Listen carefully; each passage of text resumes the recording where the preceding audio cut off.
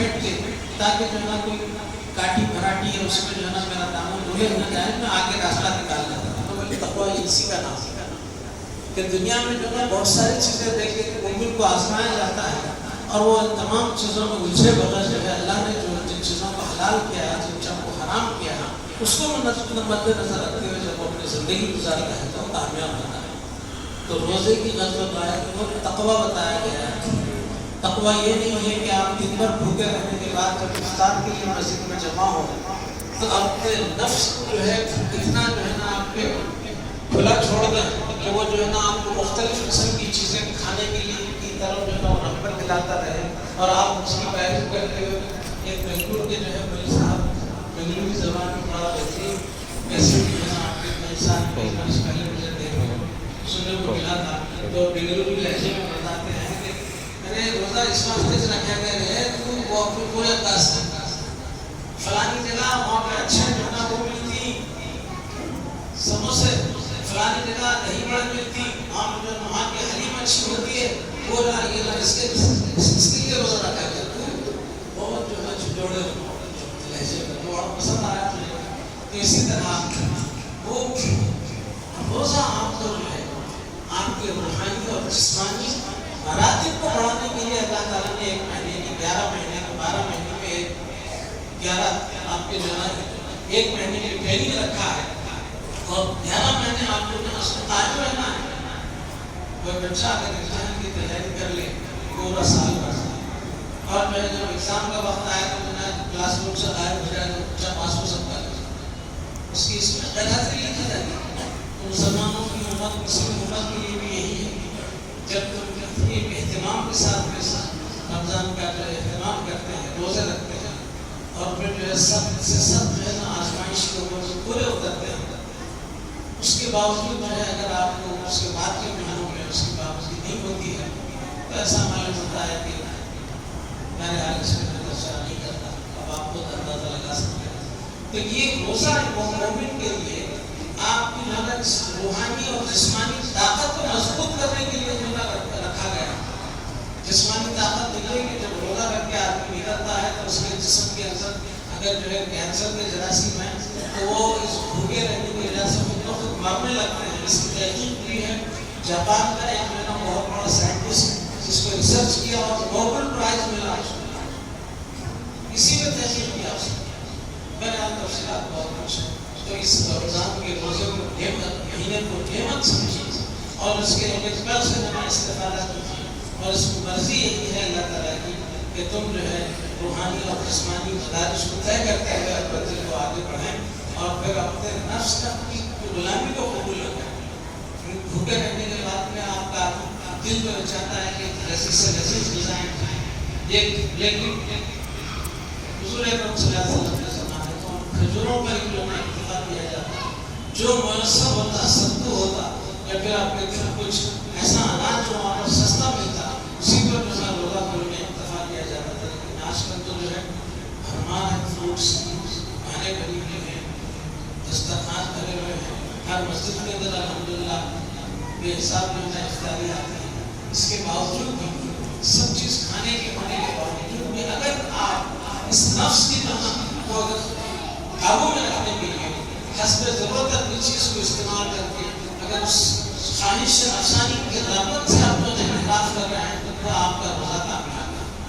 آپ کے اندر وہ مدارش کا آپ صبر کی جو ہے آپ کے اندر آپ کے طاقت پیدا ہوگی اور کس طرح جو ہے باطل طاقتوں سے آپ کو ٹکرانا ہے وہ جو ہے آپ روزہ جو ہے آپ کو تیار کرتا ہے۔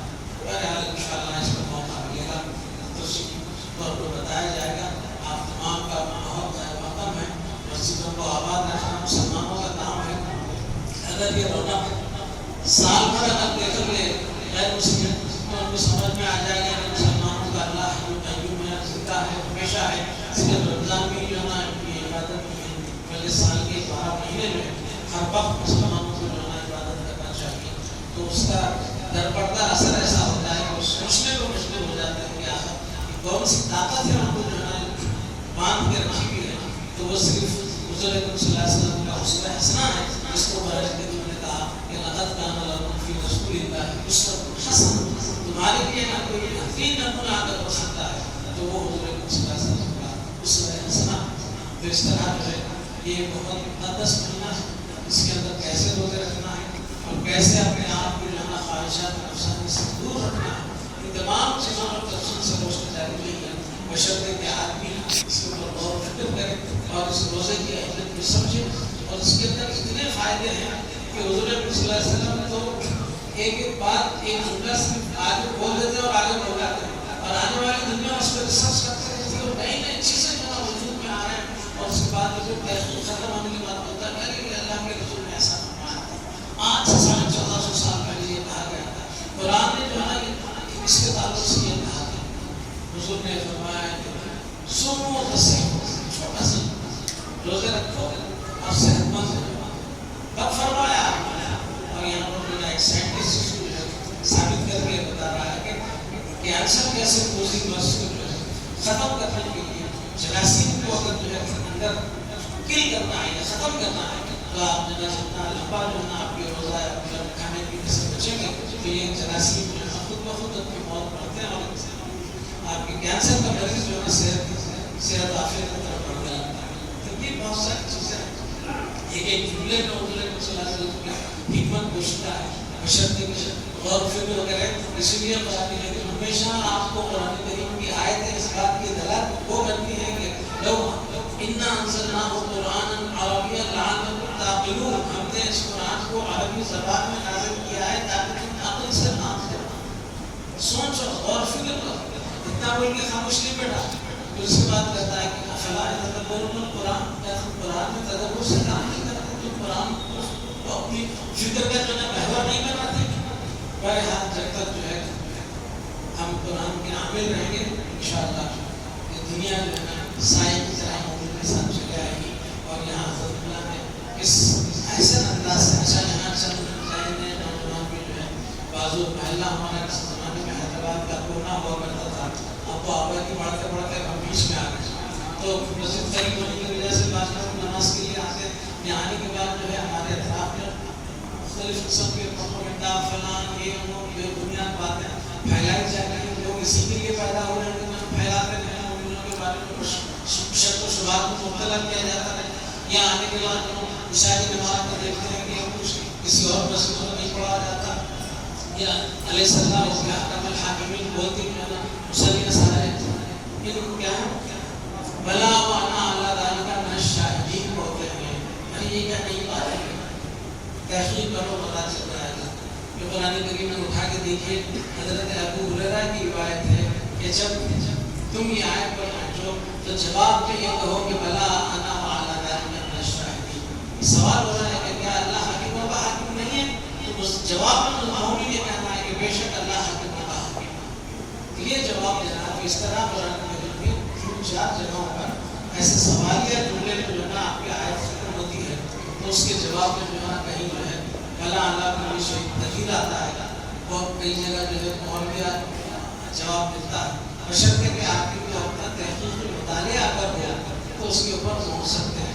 تو ایسا کوئی نیا معاملہ نہیں ہے کہ نئے لوگ جو ہیں ان کی وضاحت بھی ضروری. اور کوئی کہتے ہیں کہ مغرب میں آپ لوگ سورۃ الطلاق پڑھتے ہیں. اس سورۃ کو وظیفہ اس لیے بنایا گیا ہے کہ جو ہندوستان کے اندر جو اسلام دشمنی جو ہے جو عروج پر پہنچی ہوئی ہے اس کو جو ہے نا آپ کے رحمت سے بدلنے کے لیے، اس جو ہے نا آپ کے اور تصادم کے جو ہے نا اس ماحول کو جو ہے امن و شانتی سے بدلنے کے لیے جس طرح حضرت صلی اللہ علیہ وسلم کے زمانے میں ابابیل کے ذریعے سے جو ہے ابرہہ کے لشکر کو آپ کے شکست دی گئی تھی، اسی دعا کو جو ہے پڑھ کے یہ بتایا جا رہا ہے کہ مغرب کی نماز میں یہ صبح پڑھو وظیفے کے طور پر، تاکہ جس ملک میں جو ہے جس ملک سے حضور صلی اللہ علیہ وسلم کی ٹھنڈی ہوا آئی وہاں پر اسلام کا بول بالا ہو اور پھر وہاں پر اللہ کی نصرت آئے.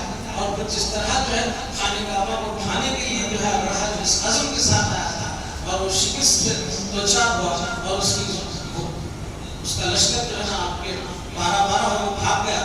تو اس طرح ویسے جو ہے معاملہ یہاں پر بھی جو ہے اعادے میں کی برکت میں جو ہے اللہ نے رکھا ہے. تو اسی لیے بطور وظیفہ جو ہے محل میں پڑھا جاتا ہے. بس سمجھتا ہوں اس کے بعد میں بعض احباب نوجوان جو نئے یہاں کی مسجد میں نماز کے لیے آئے ہیں کچھ بات کو دور کرنا بھی ہمارا کام ہے. بہرحال میں ان وضاحت کے بات پھر ایک بار آپ تمام کو مبارکباد دیتا ہوں. اور یہاں پر 8 جگہ پڑھائی جاتی ہیں اور سال بھر یہاں جو لباس میں متعلقین ہیں وہ جو ہے ہمیشہ جو ہے حالت روزہ میں جس طرح رہتے ہیں اور ایسی زندگی گزارتے ہیں. ایسا نہیں کہ ذرا لوگ سال میں صرف ایک مرتبہ 5 دن 8 دن 10 دن میں قرآن شریف ختم کر کے اور اس کے بعد اس میں 11ویں دن سے جو ہے پھر اپنے کاروبار اور جو ہے تہجد آپ کے تراویح کی نماز بھی چھوڑ دی اور پھر جو ہے اپنے کاروبار میں. ایسا نہیں ہے. بزرگ صلی اللہ علیہ وسلم سے ثابت ہے کہ بلکہ خلفائے راشدین کا زمانہ جب حضرت عمر کا دور آیا تو تب سے جو ہے جس رکعتیں تھیں اور حضور کے زمانے میں 8 ہی رکعتیں پڑھی جاتی تھی اور بعض دفعہ تو حضور نے جو ہے نماز نہیں بھی پڑھائی ہے کیونکہ اس کی آپ کی تراویح کی کہ ملت جو ہے کہ امت جو ہے کہ اس کو بالکل فرض سمجھ کے جو ہے وہ نہ کر لیں. اس لحاظ سے جو ہے سہولت دینے کی خاطر آپ نے کبھی پڑھایا ہے کبھی چھوڑا ہے. لیکن الحمدللہ امت میں جو ہے اس سلسلہ متواتر پابندی کے ساتھ چل رہا ہے تو ایسا ثواب کی بات ہے.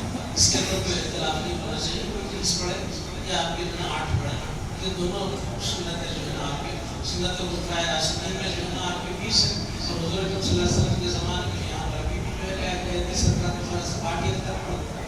بہرحال میرے ساتھ کے ساتھ پھر ایک بار آپ کو رمضان کی آمد کی مبارکباد دیتا ہوں اور پھر خاص طور سے یاد رکھیے کہ جو ہے اپنے اس روزوں کو جو ہے نفس کی خواہشوں کے غلام نہ کرنا مغرور نہ کرے.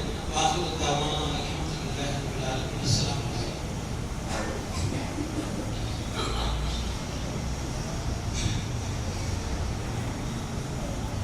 اللهم صل على سيدنا وشفيعنا وحبيبنا مولانا محمد وعلى آل سيدنا مولانا محمد وبارك وسلم. آمين. ربنا آتنا في الدنيا حسنة وفي الآخرة حسنة وقنا عذاب النار. ربنا بارك لنا في أمرنا وثبت أقدامنا وانصرنا على القوم الكافرين. آمين. سبحان ربك